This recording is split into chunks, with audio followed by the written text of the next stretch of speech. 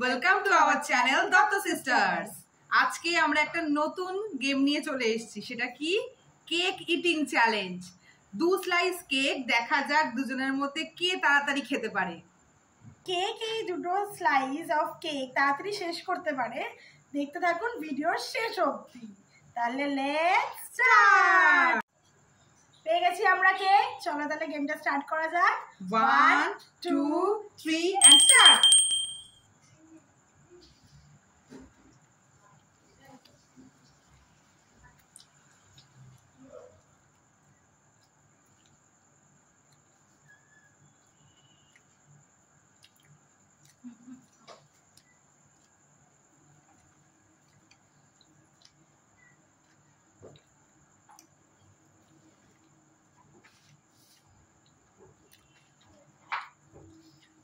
ডান।